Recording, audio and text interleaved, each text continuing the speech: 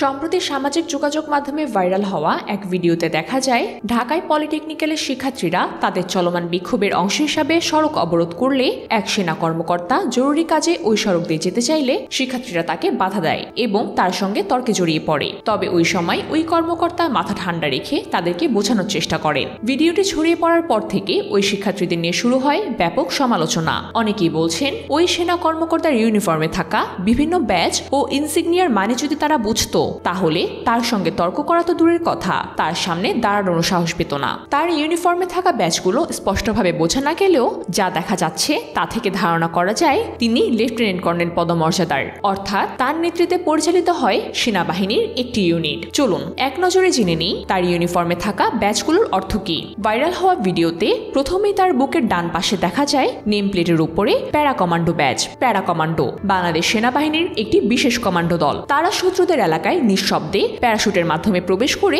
শত্রুদের করে বিজয় ছিনিয়ে নিয়ে আসে। কঠোর প্রশিক্ষণ আর জীবনের ঝুঁকি নিয়ে তাদের অর্জন করতে হয় এই ব্যাজ। তার বাম বুকে দেখা যায় একটি চিতা ব্যাজ, যা বাংলাদেশ সেনাবাহিনীর স্নাইপার বা কমান্ডো ট্রেনিং প্রাপ্ত সদস্যদের চিহ্নিত করে। এটি সাধারণত এক ঝাঁপিয়ে পড়া চিতাভাগের প্রতিকৃতি হিসাবে দেখা হয়। এই ব্যাচের অর্থ হল সংশ্লিষ্ট কর্মকর্তা বিশেষ অভিযানে, গোপন মিশনে এবং শত্রুদের এলাকায় নির্ভুলভাবে লক্ষ্যভেদে পারদর্শী। তার বাম বুকে সারি সারি ফিতা ব্যাচ দেখা যায়, যা তার বিভিন্ন সামরিক অর্জন, জাতিসংঘ মিশনে অংশগ্রহণ, দক্ষতা এবং কৃতিত্বের স্বীকৃতি বহন করে। এই ফিতাগুলোর রং ও প্রতীক অনুযায়ী তার অভিজ্ঞতা ও সাফল্যের ইঙ্গিত মেলে। এছাড়া দেখা যায় এয়ারবর্ন ইনসিগনিয়া।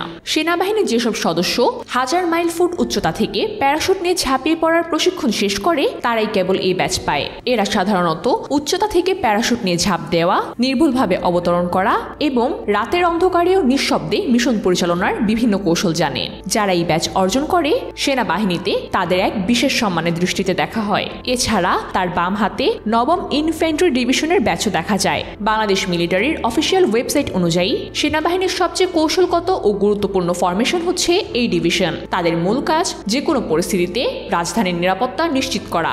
ভিডিওটি ছড়িয়ে পড়ার পর থেকেই নিজের ধৈর্যের প্রমাণ দিয়ে সবার প্রশংসায় পঞ্চমুখ এই কর্মকর্তা। তবে কারো সঙ্গে কথা বলার আগে সে কে, তার পরিচয় আগে নিশ্চিত হওয়া দরকার।